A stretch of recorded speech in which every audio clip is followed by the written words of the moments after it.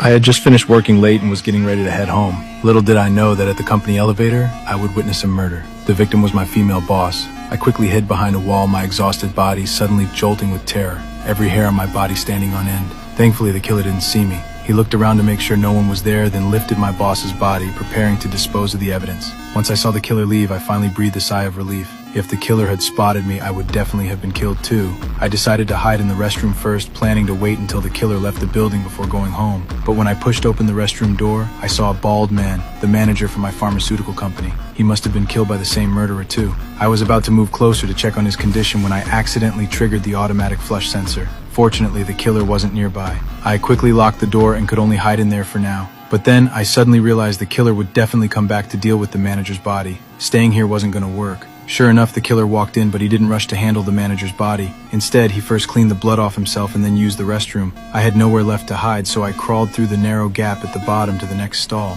Since I'm small, I didn't make much noise. Just as I squeezed through, the killer pushed the door open and took a set of keys from the manager's body. Suddenly, my body shifted and triggered the flush sensor again. Luckily, it was a false alarm because the manager's body also triggered the sensor at the same time. The killer didn't realize there was someone in the next stall. As the killer's footsteps gradually faded away, I was finally able to run out. I went to an office to call the police, but discovered that a colleague named Mike was still there. I quickly told Mike there was a killer in the building and that he absolutely couldn't make any noise. Then I pulled Mike into the elevator.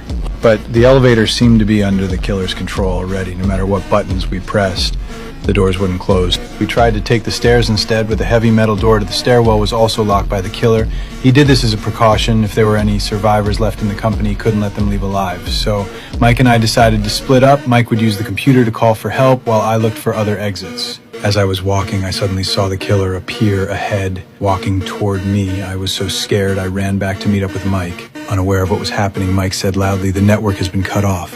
Even though I covered his mouth, the killer still heard him. The killer followed the sound and walked in, finding the room empty, but with the computer still on. We held our breath and hid under the desk. Fortunately, the killer didn't find us. He just unplugged the power and left. However, we seriously underestimated the killer's intelligence. As soon as we ran out, the killer came back with a surprise attack. He only found Mike, who was trying to call the police. The killer pointed a gun at his head and asked if there were any other people in the company. Mike said he was the only one. I was hiding in the darkness, watching helplessly as the killer strangled Mike to death. I quickly ran back to my desk, planning to call the police with my phone. But of course, my phone was dead at this crucial moment.